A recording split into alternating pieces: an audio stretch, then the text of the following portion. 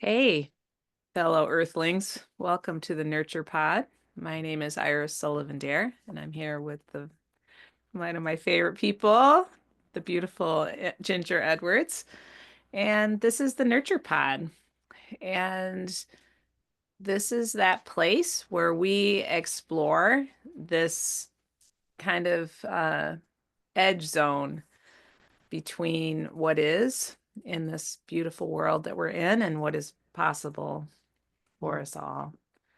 And how do we get there? We can talk about that too. How are you doing, beloved? I am doing very well. It is a beautiful, beautiful spring day. Yeah. So I'm doing great. I feel it's Easter Sunday as we talk. Or if you are of the pagan persuasion, which I am, it's Ostara. This kind of all her symbols. I just noticed it today as I walked around, like all these apple blossoms are opening and the plum blossoms on my tree are just these beautiful cotton candy pink, like bunches, and it's just like all the barn swallows returned like Hmm. magic. Like all our neighbors came. I feel like they're the summer cottage. We're the summer cottage for the barn swallows because I have a giant barn, and they show up like all this. Like just one day, you look up, and you're like, there they are, back with all their gear, and they just fly around like, woo, getting ready to build all their nests and everything. So it just feels like everybody's back for spring, and it feels very joyous. I really feel the energy out there. Everything is bursting with bright, beautiful spring tips. All the spruce trees are tipping Hmm. out, and nettles are actually the nettles are over the knee high, so they're actually too big to cut now. It's like we're past that really early spring part, and now we're into like the really like lush kind of part of spring. So I'm feeling really grateful to be alive on this beautiful planet. Yeah, it's I'm I'm still I'm 2 weeks post wilderness and it's still Mm, having positive impact on how I'm feeling in the world. mm, Um I realized on Thursday that one of the schools I teach at, I kind of went out to drink my tea outside, and their front lawn is covered in the little English daisies, and I realized, oh my God, there's like a huge bunch of swallows mm, sweeping around and clearly like have their nest in all the little nooks and crannies of the school. yeah. Um, and it's a beautiful school. It was built in the last 20 years. It was built after we moved here. They tore down the old school and rebuilt this beautiful school. And there's swallows nest there, which was like, oh. Yeah. So yeah, and also the yesterday we had dinner with some dear friends, and I said I'd bring a big salad, and so to make the dressing I just wandered around in my yard and found all the edible weeds and blasted it up and made a spring green goddess-ish Nice. dressing with it. And it was so good. And I was like, Yeah. I don't know. I love dandelions. And it's like Yeah. and I've been like trying to manifest them in my yard because our yard's a little bit shadier than they like, Mm, but I don't I'm always want to eat them, but then you see them and they look super great, but they're next to the road.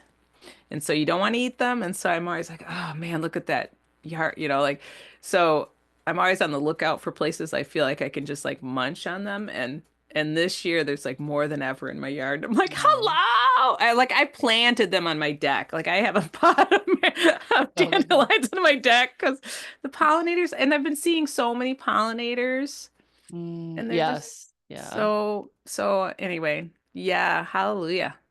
Yeah. I'm trying to remember the name of the I just it tur- there's like maybe you know it. There's a way you can track things in nature by like when things bloom and animals arrive. It's like Oh, it has a yeah. name, and I'm so sorry, I'm completely blanking on it, but there's like this, you kind of map your world by Yes. similar occurrences, right? So to me, I was like, oh, I got to make a mental note that the swallows and the bluebells showed up, like the bluebells opened and the swallows showed up like at the same time this It's year. like salmon berry and Chinook salmon. Yeah, you start to just notice these correlations, and sometimes they're earlier because it's not May Day yet. And I distinctly remember last year thinking it was after May Day that happened. So we're about a week or two earlier than before. So I don't know. It's just really fascinating to kind of keep track. And it's so you were talking about spring, and I'm sitting at this glass table in my living room, and in the reflection of the glass, as you were talking about dandelions, there's like this V of birds like Oh, reflected in the glass through the window. I was like, oh man. So it's just like all these magical spring moments, the birds migrating back, and I don't know, just really love it. I just love spring. And Oregon is a very gentle like renewal, I feel. I mean, when living in the Midwest, it was such a start, it's such a big changeover from winter to spring. I mean, all these bare branches, and then everything starts to like, so you get this more like, whoa, it's really changing.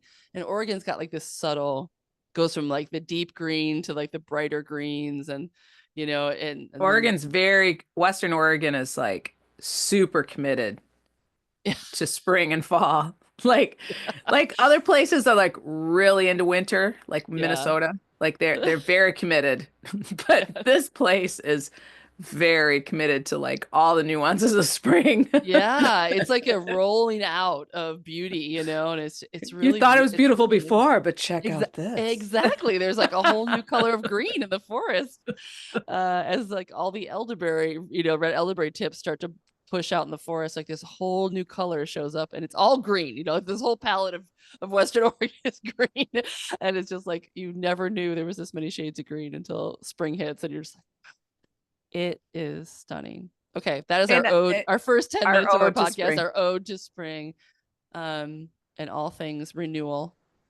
Beautiful. And I think it's I here's a thing though that's been really I've been really aware of is this need to really center oneself in beauty. Mm, And we talk about this all the time about like really centering yourself and connecting with the land and how it's kind of a non-negotiable for mental health, I would say. That like I can't, I don't know, like just recognizing in the self that it's like this time of both and reality, mm-hmm, which is always, but extra noticeable now. It's too heavy to carry unless you open yourself up to beauty. absolutely. In the grief work that I've done, and Francis Weller writes about this in The Wild Edge of Sorrow, that I mean, the grief of what's going on is very real, right? I mean, what the earth is experiencing, there's a lot of grief. And if you don't balance that with beauty, like, it's just a deep, dark well you can fall into because I mean, renewal. I mean, this moment that with the teaching of spring is so powerful, right? And that's why we have this. All these like kind of religious traditions are mimicking the same theme, right? It's like rebirth, renewal. He has risen, like the whole thing. But the idea around this season is all the same. Like things come back, and seeds. There's an whole nother wave that comes, and it's not just death and destruction. Death and destruction is just Yes. one part of the cycle. Like and chaos is actually just one part of the cycle. That in mythology, I mean, so many mythologies all over the world, no matter what the culture is, it is essential for things to go into this darkness and decay and chaos for the renewal to occur. Like, because we don't just exist in this kind of steady state, everything's just going, although I believe that, capitalism would like you to think that that's the case. Like it's Right. just eternal growth with no dip. And if it dips, then that's a real problem. And we have to get it back on steady growth. We have to keep going. That line just needs to keep going up on the graph endlessly, endlessly. And I even have coached people in their businesses on this where they get really freaked out that they're that line isn't ticking up like a steady stream like they see in the cartoons or whatever.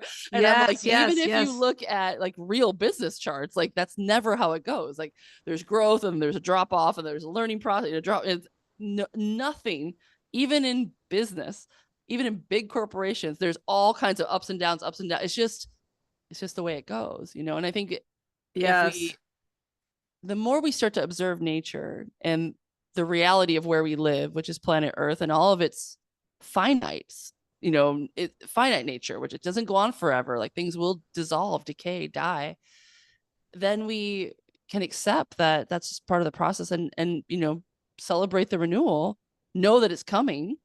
It's a law of the planet. It's inescapable. Yes. Yes. Things will end, things will decay, things will fall, and then a new thing will arise. And like it was interesting. I was just listening to Alan Watts. Oh, did you The were you here when KMUN used to have Alan Watts every Sunday No, I night? wish I was. Oh, That's that was but great. his son has a podcast where he plays his father's talks, and I got it because I like to listen to him like I walk on the beach. And so I was walking my dog earlier today, beautiful empty beach for Sunday, and I was listening to him talk about um Zen Buddhism in Japan, and how it had kind of gotten to this state, like he's talking in the 60s, right? Where they were just kind of, like these young boys would be picked by their fathers to like go to the monastery and continue the work. And these kids didn't want to be there. And like none of them were really digging. They were just learning the structure of it. Like they were learning how to do all the ring the bell at the right time and how to walk and how to tend the gardens. But like he could tell he's like, they don't want to be here, Like, Yeah, so they it's want to be doing, they want yeah. to be doing anything else. Like this is not like they didn't choose it because they love it. They choose it because, and so he said to a point, the fact that Western people got involved with like learning, understanding that, and then started going to Japan and like pushing these guys, like we want to. Why is this? What does that mean? Blah blah blah. Like it broke this really structured Japanese system up in a way. So they had to be like, whoa, like we have to actually go look that koan back up and understand, like to teach it to Westerners because they had gotten so structured. And he's like, it was so beautiful there. Like everything was perfect. Like the grounds were immaculate. Like you could eat off the bathroom floor. I mean, everybody did exactly what, and they're sitting perfectly. They were eating perfectly. The incense was lit. And it was kind of falling apart from the inside because the soul of it was just a routine. It was a structure. And the They needed actual a little like, bit of the creative chaos. well, yeah. And so the creative chaos came with Westerners showing up being like, what, tell us, explain, poke, poke, poke. Like we want to, why is this? Why that? Why not? Because they weren't in and I found that just really fascinating. Like they needed a renewal.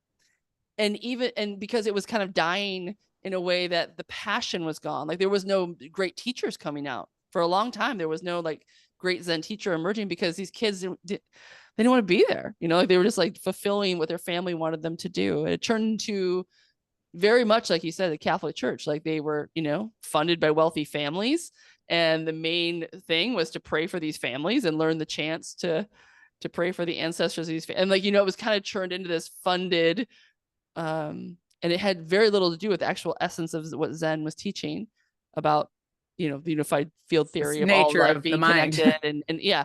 So I just thought that was, I mean, even something as beautiful as Japanese Zen, where you think like, wow, they perfected you can't hold it. Like it's not, and of course what Zen would teach, right? It's not about the form, but I don't know, I thought that was very profound So today as this I like walked on Easter. I was like, yeah, everything has to break. Everything has to, go through a transformation, a change, uh, Joe just showed me this map that they did a study. So like Christianity is the largest religion in the United States.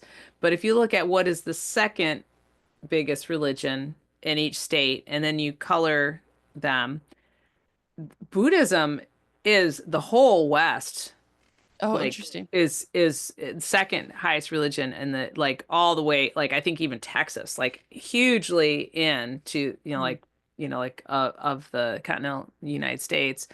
And then Judaism is like New England and like maybe Pennsylvania or something. And then Islam Mm-hmm.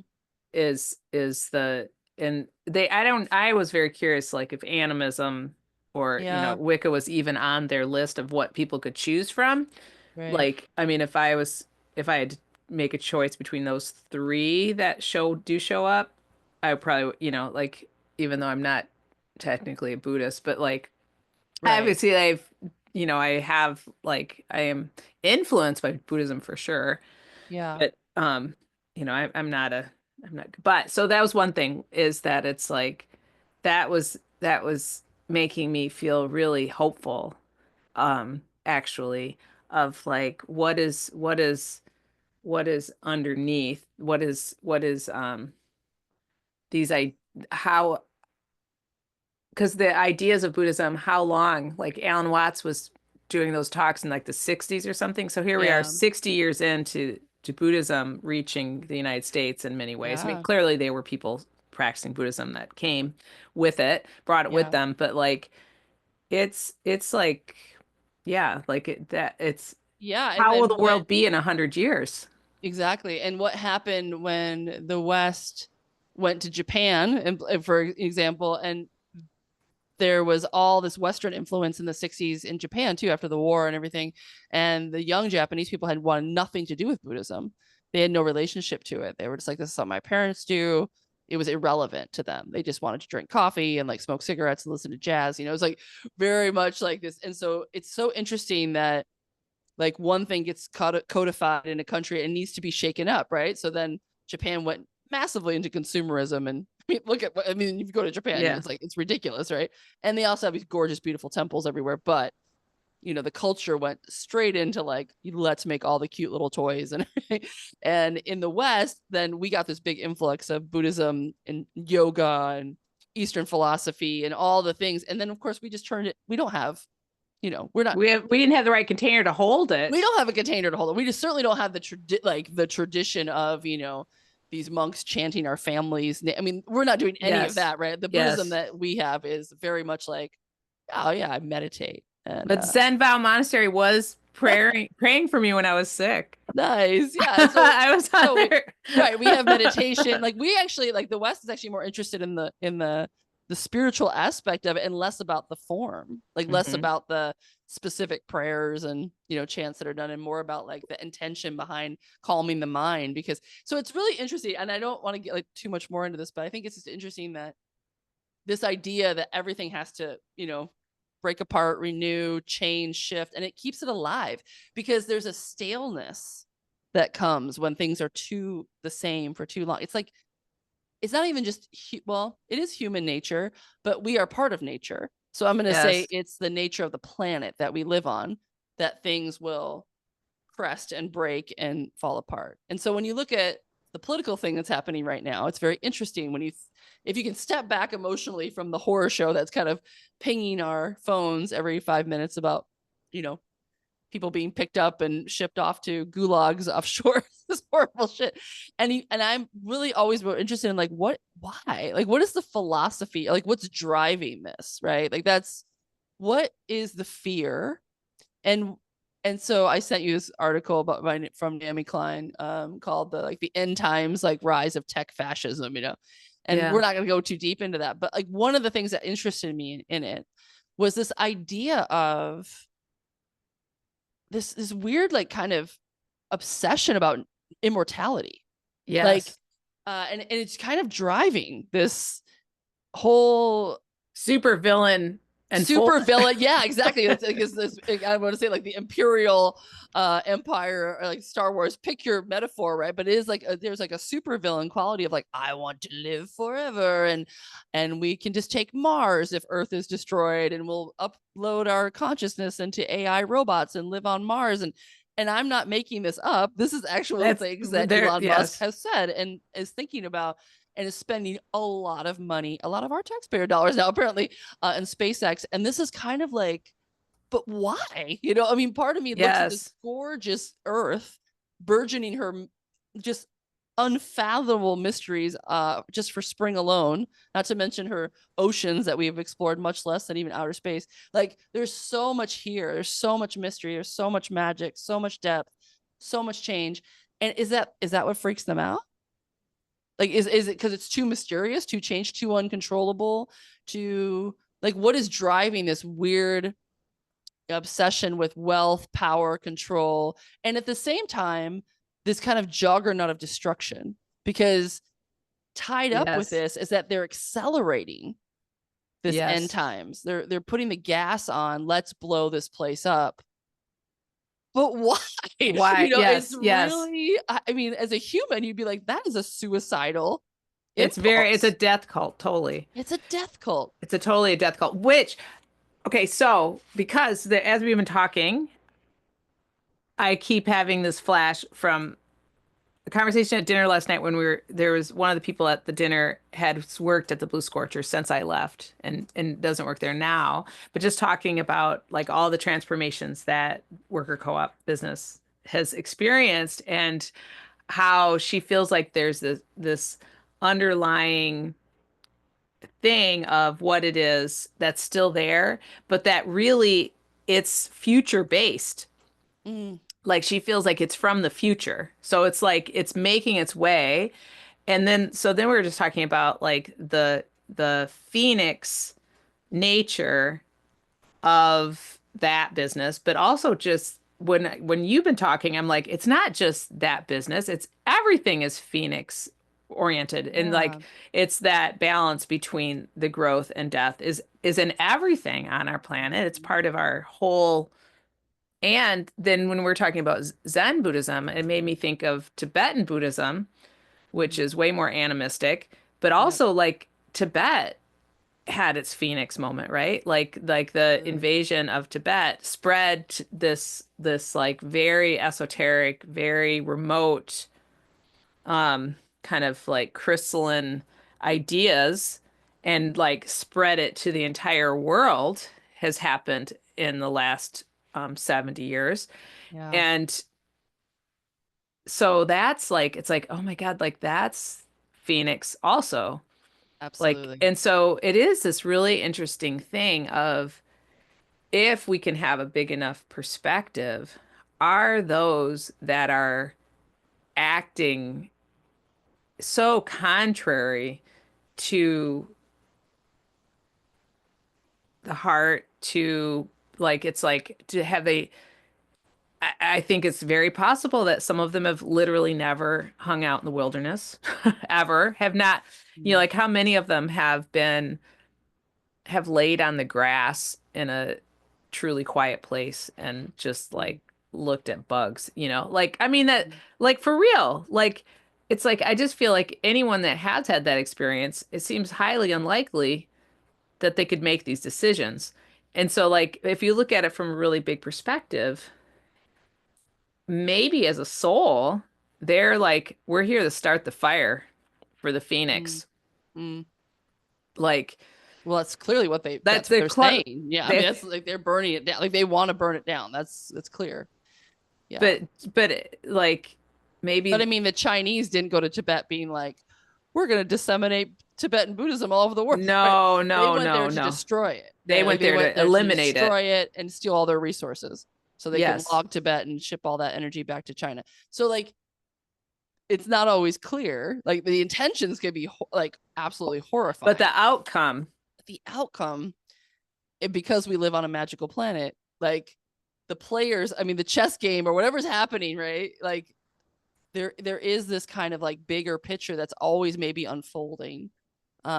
And it can be very unjust on the in the moment, very, very horrible and unjust, like in many ways. and But so I like, always got that thing. It's like the universe never promised us it would be fair, right? There was never, I mean, that is not something that Earth promises, that things will be fair. Things right. will change. That is the promise. If there is an essential like truth to living on this planet, is that things are going to change. It will And not stay the same, but it will not always be just fair or how we want it to be. so, but it also like, how, what are we stepping towards? Like, I think that's part of what we're being asked in this Earth experience is that it's like, oh, if I look there and it's like, what am I aligning myself with? Yes. And aligning myself is what I have control over. And even if it may not happen in my lifetime, I want to pass the baton to the future in which there are yellow warblers, right? Like Yes. I don't want to hand all of my co-creation capacity to the person that wants to eat songbirds. No, yes, no. It's so it's not an abdication of like, oh, because I think you find some of that in like Hinduism, like, oh, it's just gonna happen. So there is kind of a passivity that comes through. Like we just, we're not in control. I do think that that is each, I mean, individually, right? So we've got like the soul of the world. This is a mythic perspective. The world has its soul, its energy, its mythic qualities of what it's doing. And then each of us have a little mission soul, you Hmm. know, guiding light emanating from us as well. And we're part of it. Like we're part of this whole big picture. So yeah, no, we're not. I'm not saying to be passive at all and just be like, oh, well, that's the way it goes. Things are going to destroy, things are going to be destroyed. No, no, no. I think that, but what we have to like ponder is when you see something that is, Michael Mead, who is a really amazing like storyteller, who lives up in Washington. I listen to his podcast too, like The Mythic Life or something. Um, and he was saying that, you could look at symptoms and be like, oh, this is like, here's the problem, like the cough and the, or, Elon Musk or whatever, like, oh my God, like Yeah. that's capitalism. There's a symptom of, all the things. Or you can look at them as pointing towards something, like what's Hmm. missing, right? So if we're so divided, like what is that pointing towards? Well, it's pointing towards the need for interconnection. So there's all these like idea, like it's built in that things are out of balance, and that when we see that huge imbalance emerge, then it's pointing us towards this is obviously like the arrow that's showing you like this is what's amiss, like this is Yes. what needs to be addressed.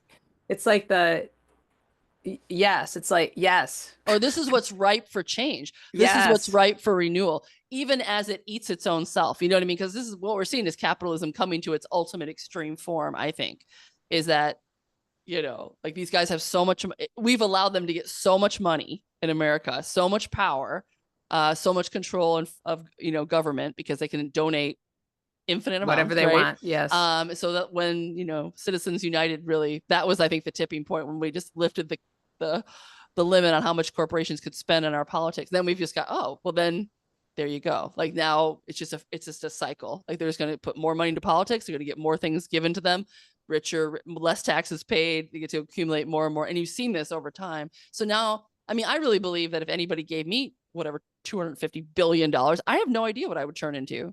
I mean, I don't, I think that, they say power corrupts and absolute power corrupts. Absolutely. I do think there's a lot of truth in that. Like we are not designed to have that. Like no one Oh, individual soul or no. brain should ever be burdened by having that much ability to do that much damage because we can't, and so who Yeah. knows what that would do. I think anybody listening or any one of us, as moral and beautiful as we think we are right now, I do think that some of that is because we have to live in community.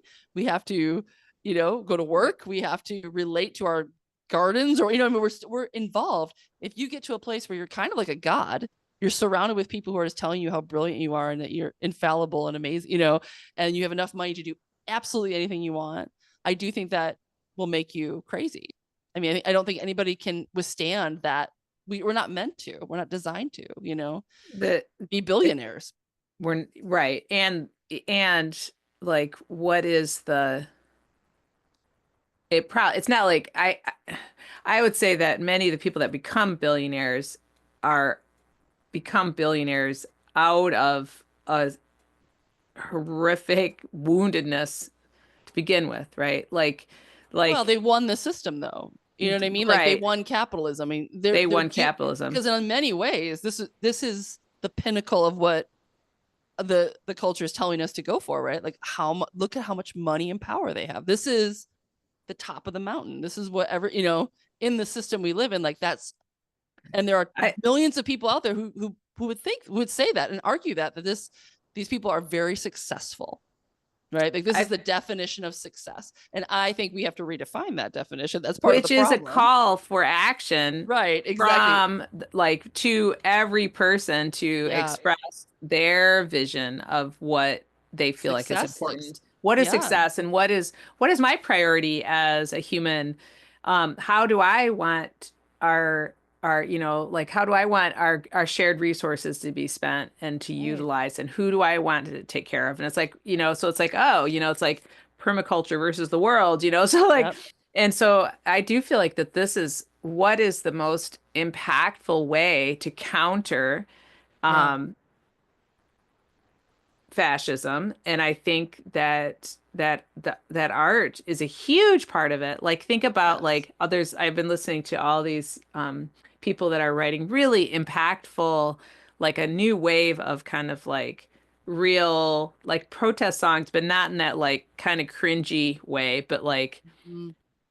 really, actually I can give you a list, but I can't, I'm not going to say their names right, so I'm not going to say it out loud. But um, But if we get those, we can put them in the links of the yes, show. So, and so like that is really cool. And then like I think you probably saw an image in Boston. They like projected onto the church where Paul Revere like was, and it says one if by land, two if by DC. Like after talking, oh, wow. like I call to didn't see that. action. That's so great. And I was like, That's oh my great. God, like projecting onto, and like people have projected onto Tump Tower. Sure. The axis of evil living in this tower. So anyway, we need to we need satire. We do. We need it all. Yeah. And we need to permission each other in a bunch of different ways. Like I get panic attacks in crowds. So like I literally never go to protests.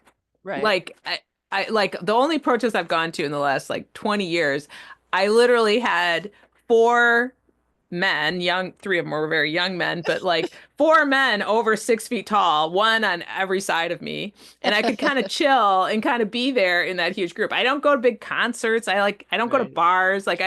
It's not just that I don't go to protests. Like I don't do crowds. So like, and Legit. legit, but it's like that's not the only way to action. That's not the only way. No, And definitely just not. like nature, it's not like there's one bird. What kind of Yeah. bird are you? And I mean, what we're what's your doing right song? now is actually a much deeper form of activism because we're talking about why this is happening. Like, because again, like the symptoms are pointing to something, and what we have to do is follow that pointer and be like, yeah, what else, right? What else needs I mean, healed? what is missing? Like, and again, I think I want to go back to that definition of success because this is one of the things I think this is pointing to. If this is what success is, what our culture has been saying, this is it. Like to get this rich, this powerful. Look at what it does to people. Look at the huge problems it creates. Like this is not. Is this what we want? Is this success? And maybe I've already said this on the podcast, but I'm going to say it again. So I heard this definition of success, and I don't know who said it. So if somebody knows, message me. But it came through social media that I like myself, I like what I do, and I like how I do it. And that is a beautiful to me. If that's success, wow, does that like change the wheel? Like because I look at those men and I don't think they like themselves. I really don't. I think that there's Hmm. like a lot of drug use going on at these you know what I mean? Like I don't think that I mean if they really had to answer it. Um and but if that was the definition of success for a culture, I like myself, I like what I do, and I like how I do it. And that's it. It doesn't matter what kind of car you drive, it doesn't matter, no, like all the things, right? I don't have to be a certain amount of degrees, I don't have to be, blah, blah, blah, blah. All the things the culture says we have to be successful. It completely changes the dial. It's like, oh, I feel like that. now you're doing inner work because if you don't like yourself, that's your first problem. Like, why not? What are you comparing yourself to? Like, there's so many things that we could I th shift the perspective on. I think it's a great segue for a very I would say toxically individualistic society. Like I don't think the Mm, answer to like getting to uh bet like a definition, because I would say that I would want the definition to include the whole somehow. mm-hmm. Like that, like, Yeah. like what that success is, like how am I amplifying love? Like like, Yeah. but I think that you from where we are, like you can't get here from there from here. Like I Mm-hmm. feel like there's we've taken Right. like, it's like, did you guys ever do this? We used to play this game called Soup. And we had this long driveway at our house. I don't know if it was made up or if this is a game you played in gym or I don't know what. But so you'd throw the ball up onto the garage roof. And once it was left your hand, as soon as it left your hand, everybody could run like hell. And then once you caught it, everyone had to stop. And then if Oh, okay. you had the ball, you could take three giant steps in any direction. Mm, And your goal is to try to whap somebody. And if they got hit, they were it, and they got a letter. If you missed, then you got a letter, right? So, and then yeah, I four think I letters in remember your some weird. some As you go on with the ball, who catch something version of there this. was It some wasn't version of very. this. I don't remember But so playing I that a guess what lot, I'm but yeah. saying is like there are all these possibilities. There's all these kids running like hell. Stop. Everybody stop. And it's like, what can I take three giant steps towards? Some people are fast. So they're you have no way to hit them with the ball because they're like way the hell down the driveway, right? So you like I think like where do we want to go? We want to go to this place where we're taking care of people, our needs are met, and we're taking care of the earth, right? Like Mm-hmm. that's like the happiness magnification equation. Mm-hmm. But where we are right now is that we are turning people who are the most greedy people and the most mentally ill people in the history of the world into gods. Mm-hmm. And it's like we have to have a reckoning with that. And it's like in order to get to where we're going, we need some intermediaries. And I would say that your definition of success that you just said, I would say that Mm-hmm. that's actually kind of feels like an intermediary step and like a really good one because it's like about me, right? I'm happy with Yeah. who I am. I'm happy with what I'm doing in the world. Like that's and the thing is like once you're in the like we're all taking care of everybody, those things are still true. Like they're not like Well, they can't. I mean, antithesis the to other thing that the others can't be true until that step is taken, in my opinion. Like, if yes, you don't yes, like yourself, yes, what you yes. do, and how you do it, you don't have any. I mean, you're not available in any real way Right. to like, because that's your light. Like, so that is what you came here to do. And I think it's separate. I understand what you're saying about individualism totally, and we do have a problem with that in our culture. But I don't. I think the piece that's like it's not about, and I'm competing with you, like, and I'm because of that I'm better than, and it's this is a individualism is like this is a competition, a survival of the fittest, right? This is the culture that's capitalism, that's what we live in, and this is more like I'm not trying to get anywhere. That's the goal. The goal is to like myself and what I do and how I do it. Like that's the end. Like, and if I get there, then yeah, I'm not, because why would want a bigger car, to consume more, to have a job in the court, all the things that our society lays out is because, what does that even be stemming from? Right. And isn't it like, I mean, I've You thought don't about feel this, good about yourself the way you are. Like, you don't like this. So right. you want to get, you know, a boob job and you want to get, what I mean? Like, just think of all the things that are coming at us that are telling us not to like ourselves as we are. I And mean, that we're just doing think, it wrong and that we, so I mean, over and over again, I think it's just for me to understand those three questions are like, it's kind of like a Zen koan to bring it back to Zen. Like, yeah. it's not the end all for the world, of course not, but it's also it is like because if we don't do that part, we are unconsciously causing perpetuating that same discomfort and dis-ease in the world, right? Like we're searching, we're consuming, we're doing the things to try to ease that tension of not liking that part, not liking those three essential things. Did you ever read the book Tribal Leadership? No, I have not read that book. He did a TED talk, I think, which is adequate. So like, I mean, the book is great, but like, um, basically his thing of like looking at organizations and looking at society and looking at businesses and things that people are operating within a certain paradigm and like at the most desperate like people in prisons right Mm-hmm. is like life sucks like life is horrible. I have nothing to lose. Mm-hmm.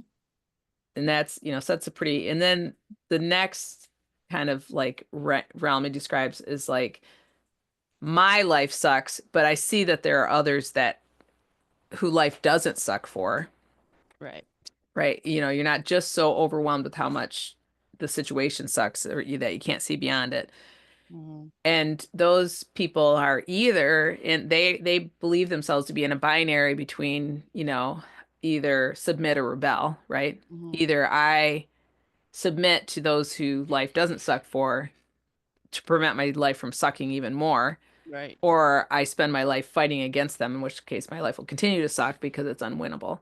And Mm-hmm. then like the third zone is um like I'm great and you're not. So that group is often really in tandem with it's the bully and the victim, Mm-hmm. kind of Mm-hmm. Mm-hmm. dynamic going on a social level, individual level. And then if you keep going, then it's like life is amazing and I want to I'm, and like it, how can I help that? Mm-hmm. And then he says there's even above that is like life is amazing and but how good can it get and how to in and I am actively making it even Mm-hmm. more amazing. And so like, it's not a perfect model, but I think it's actually a super good model and it's a very useful. It's been very useful in my So, head yep. because it's like you can see it's like there's you're if somebody is completely externally motivated because their life situation is so desperate, Mm-hmm. you're it's the Tower of Babel thing. Like Yep. you can't talk to them from this like life is astounding level when that is not the reality they're having. Like it's Mm-hmm. not what they're experiencing at all. And so it's like there's this whole I'm always obsessed with the Tower of Babel, but like you're not talking We're in it. it's there's no way. Yep. There's no way.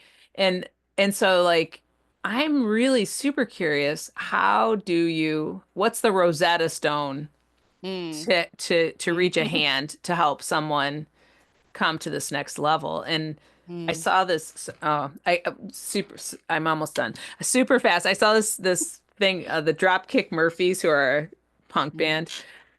They're old, like they're old guys like us. Old and I saw this little clip of a friendly wager with the MAGA from the Oh, I saw Dropkick. this Did one you too. see that? Yeah. Yeah, and I Yeah. was like, oh my God, that's brilliant. It's like, let's do a friendly wager. It's a win-win for you. Can you take this risk? And the person does. And like basically he's like, let's And do it he's from the singing this from a stage. He's at a he's concert, he's at and there's yeah, like, he's yeah, like and the guy in the audience is wearing a MAGA hat, and so this is the lead singer of the band. So I'm just gonna frame it for you yeah, that he's please. Yeah, going. don't know. You should tell it because you Oh no, I just saw it's just a little clip that's been going on social media. So he was like, yeah, like if your hat, someone is gonna like check the back of your hat, and if it's made in the USA or something, I forget what so his he's like, all right, so if I want to do a wager, the yeah, outcome is if I win, you give me your t-shirt and that's right, I'll give you um this Dropkick Murphys t-shirt. right. If I win, wait, no, If the person in the audience if wins, and it I don't wins, remember then what I'll that do was. that and I'll give you $100. Okay, So I'll okay, give you the shirt and I'll give you $100. gotcha. And so his thing was, we don't talk about it, but we only purchase US made shirts. So this was a US made shirt. And so they have somebody check the tag on his Trump shirt and it was Mm-hmm. made in Nicaragua or yeah, I Yeah. think and so he gives him the t-shirt and he doesn't get $100, but and he's like, thanks for being a good sport. And I was like, oh my God, that was brilliant because he Mm, didn't need to make him into an enemy. right. And he didn't need to humiliate him. And I thought Mm. that's like what a beautiful expression of divine masculine, right? Yeah, yeah. Like it was totally from a perspective of leadership. And I was just, I could totally imagine that it's like how many times in his life has that, the lead singer guy been in a situation, in a social situation in which it became the who's right game Oh and yeah. it was sucked. Like we've all Mhm. been in that situation. And it's like, you know what I mean? Like what a Yeah. gorgeous tool. Yeah. Yep. The friendly wager with no losers. And it's like that is what we need to reach the hand out Yeah. to help people realize we're together. Yeah. Togetherness is definitely like the interconnected part is what's what the division is pointing towards, right? The need to interconnect. Like we're so divided and there's like these huge media gaps in between the two. I mean, more and more the algorithms are separating people into these camps of information. And, I mean, so people really feel like they're getting this information stream and it confirms them. Like it confirms that, oh, I am right. Like, because all the news I consume confirms my beliefs, right? Because I'm in a and I don't think people have understood at some level that this is an algorithm that's only going to give you things that confirm your biases. And this is all based on how our brain works anyway. I mean, even the death cults, it's like this negativity bias, like, oh, things are going to get worse. And so we need to, and this all is like negative upon negative, projections. Like we've destroyed the earth. And so you have religion and science meeting in this crazy moment because usually they're not in the same room with each other, but you've got climate scientists saying that, yeah, the earth is going through some major cataclysmic stuff. And then you've got religion coming in being like, oh, we know about that. That's called Armageddon. And like, we're ready for it. And you have these tech guys coming in and being like, oh, really? Well, if that's going to happen, then we're going to create these like technological, I don't know, feudal little pods that we can live in and protect ourselves with technology against the, coming chaos.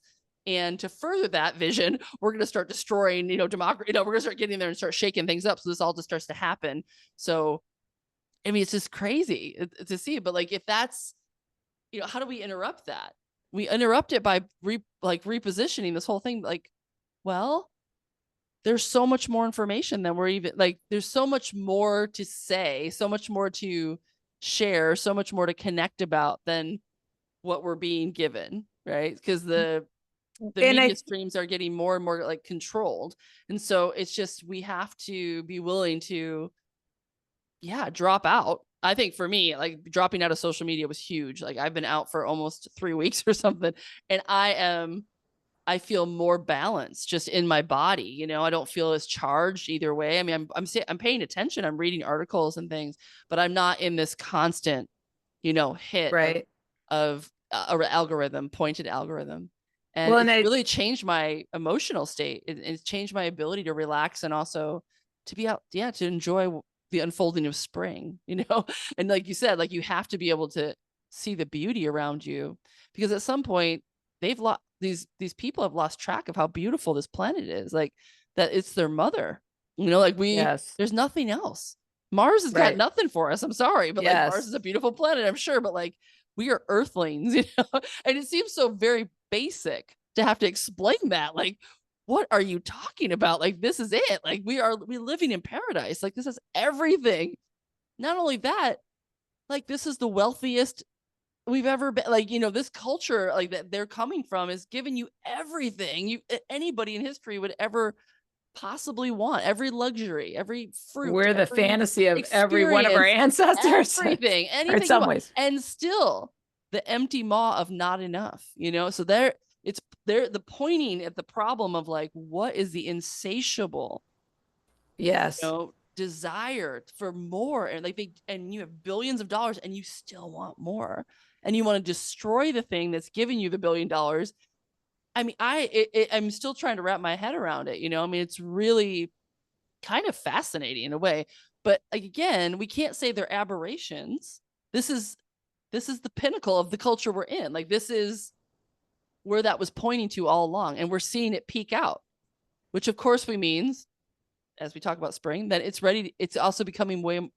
We're in chaos now. Like things are falling apart that have been structured. I mean, the Democratic Party was due for this. I mean, honestly, like they had Yes. gotten Yeah. really, into their little like, we don't have to listen to anyone. We just take our corporate sponsorships and we play this little Insider trading and game and become we do all, rich. yeah, we do all our little games. I mean, they I mean, Trump, for all of the reasons I do not, of course, like him, I mean, it was a disruptive agent. into something that needed to be disrupted, because all of us, I think, a feeling we're like, we're not really voting for much change here. Like this is, we keep voting, but like It's nothing's changing. Like the juggernaut is still, we're not getting yes. any better. If So I always think about it, it's like I was born, this is Earth Day week. I was born like a month after the first Earth Day because Earth Day started in 1970, the same year that I started on this planet. And and every year at Earth Day, there's part of me that is always like, you're kidding, right? Like I've literally known since childhood when we had those crazy, like the American Indian crying oh about yeah, litter, yep, like this is not like, it's like even like there was no single-use plastic bags when you went to a yep, store when, and it's like, wait, we decided to start using single-use plastic bags and clamshell shrink wrapping everything in plastic. That's happened in my yes, lifetime. yep, And theoretically, we figured out, like Rachel Carson wrote Silent Spring, you know, mm-hmm. and we were like, the birds are important, like in the 60s, and yet we keep making worse and worse decisions. Yeah, It's like, so I think that it's like, is it just that, like I live next to the Columbia River and there are these huge freighters and when they get underway, if there's like when the fish like sports fishing and stuff in the summer, there's a mm-hmm. bunch of little small boats. Small boats are nimble. They can like move. Those big ships, once they get going, it's like Yeah, you have to get out of our way because we cannot do anything about we can't get out of yes, your way. We can't move fast enough to get out of your way. So little boat, so that you hear the horns during commercial fishing season all the time because they're like, get the fuck out of the way. I feel like that Earth Day was I like as a kid I thought, oh, we figured it out. Now we're going to take care of the Earth. But I think what it really was is it was the big ship saying, "Brrr," mm. and it's just like the it was the alarm that it wasn't the like, oh, we figured it out because the big giant freighter was was already committed to the path that leads us to where we are now. Yeah, I mean, we have it's a good analogy. I mean, when I studied African studies in college, because they don't teach you anything about Africa, unless you take an elective in college in our whole educational system, it dawned on me. Like I started to understand like what like colonialism and like how they would go in and they would mess up the culture. Like they would destroy it basically. And then they would build roads, like, but they would only build roads from the mine to the port and like nowhere else, right? So like the whole Oh, infrastructure of these countries are designed for export, like to extract from them, like because it's a colony. And so then, you it's like the big ship. They've built all the infrastructure to do one thing, and then even if they leave, this country is left with like this ship that's designed to go down one channel, right? So it's easier for them to like get into this like, okay, well now we're going to go into debt by keep sending you gold and silver and stuff with these horrible trade deals. I mean, they're just kind of, even if the country doesn't need to be controlled by them, they've set it up. So that's the only thing they can do unless they go through a massive, massive. expensive thing that they can't afford to do anyway because they were colonized. And it all of a sudden I got it. Like I was like, oh, this is what colonialism did to all of these places. I'm going to travel in South America. I'm sure I'm going to see it there again. Like how they mess up these things so they can extract from them. And then we are like, oh, look at those people so screwed up. They can't figure themselves out. I was like, no. Like this No, was no, no. very purposeful. And it's still going on. It hasn't stopped. That's the other thing. It's like it never ended. Like it just changed the name of It's it to make it seem more palatable, but like no, it's still going.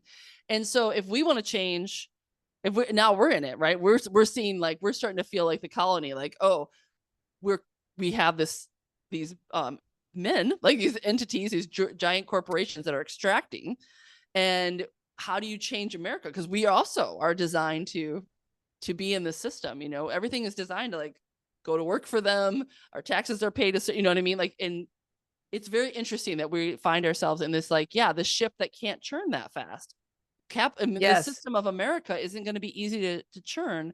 So I do think that there's, when you said about the little boats are more nimble, like we do kind of like those are the change That's us. agents. Yeah, That's like us. people who are in smaller boats actually can get around and start doing things and make things changes, and it'll be slow. I mean, it's not going to be or not, But this, I mean, I think or not. Maybe it'll be huge. Maybe we may be at a, it feels like that this lifetime is a enormous pivot point. I feel like it this, is. like, That's why I said maybe not. yeah, Maybe it won't be yeah, I slow, think because it might be something that happens really rapidly where because everybody the change has been like there have been all of these, there's been a lot of input going on, there has. Yeah, and we've had it's a just very interesting life. Like you said, if Earth Day was in your lifetime, right? The first Earth Day, to the point we're at now, that much has changed. That much has shifted.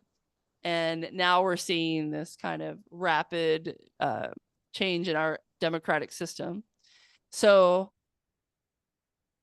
I guess I go back to that fascination of like there is this renewal maybe that's pending, but it feels very destructive right now. Like it we're in feels the like there's a fire lot of of the phoenix, but it's gonna, yeah. but it's like, how do we like, How yeah, do we are we part of the renewal? I guess that's it, yeah. and it could be that we are holding the seeds, right? That we are holding the seeds of potential of what's going to come. And I'm not sure how that's going to look, but I do know that I think each one of us has a seed inside of ourselves. Like we have a piece of it. And Mm. I think we have to let go. Like you said, it doesn't mean we're all like doing the same thing. We have to do our little seed, and more and more and more. I keep getting that feeling of like we have to trust our intuition on this one. Like this, we can't look to the culture to tell us what to do. And that, Mhm. I mean, and I'm to the point of like, you can't look to the culture to tell you like anything that was been done in the past. We're kind of in an unprecedented moment. And you even when you read very potent thought leaders on both, and all these issues that we're talking about, they keep, I think, saying similar things. Like we're in an unprecedented moment and we don't really have the answers. And it's going to take some kind of uprising across the board of many, many people coming forth with their ideas and their ingenuity and their pushback What if for being, planet Earth. I mean, we're at that point of like, and we're fighting for something so basic. It's like we would like to live on planet Earth and have it be survive. Like this is a real yes. basic request, but it's also like the heart of where we are right now as humanity. Like we've set this, juggernaut, this giant ship in motion, and now how are we gonna, And how are we so gonna stop it? if the underlying thing is we are people from Earth, all of us here are here, we belong here on Earth because we're of the Earth. Like that's a pretty much, it doesn't matter what hat you're wearing. Yeah, You can Earthlings. step into that Venn diagram Mm-hmm. overlap. Yeah, totally. Are you a person of Earth? Me too. Like, and Not it's a like, Martian. okay, it's like, okay, let's check this out. Like, and then it's like maybe expressing yourself in that gift and giving your gift to the world. That's like a feather on the phoenix so that it can fly. Yeah, because I think 100th monkey theory, just to add some more fuel to the fire. You say, how is it all going to change? I do think when a certain percentage of the people Yes.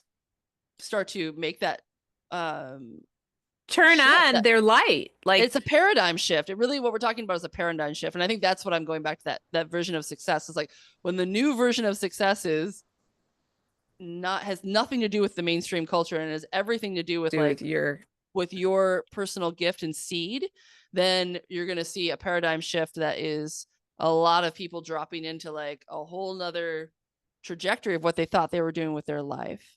And if you take all the energy away from I mean, think about how many women spend money on makeup and how many, not that there's anything wrong with makeup, how many money, like all this money and time and energy that we're putting into the culture, trying to assimilate, trying to win, trying to attain some story, some version of success. And we take all of that creativity and energy and money and we put it into like, okay, you know, what does life on earth for me look like? What do I want? What is my gift? What am I here to do?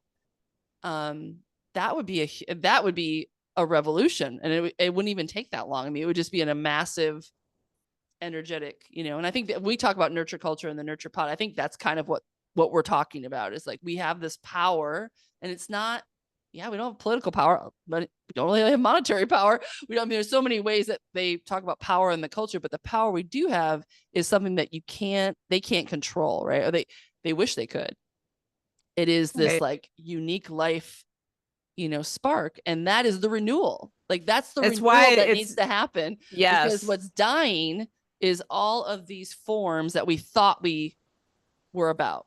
And what's been coming through again with me is that life is a verb. And I may have already said this on the podcast, but life is not a thing, right? It's not so often we think about life as being like, oh, well, this is my house, this is my job, this is my partner, this is my life. It's like a noun. It's like these things here are my life. And I haven't really, of course, I'm on this certain path, part of my life. But when I say life, I'm really trying to drop into that's a verb.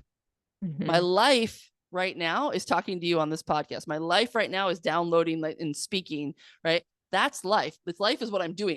It's me. It's like in this moment, there's nothing else. Yes, there can be things. That is not life. Life is this. Life is right now. And that's all there, it's all it can be.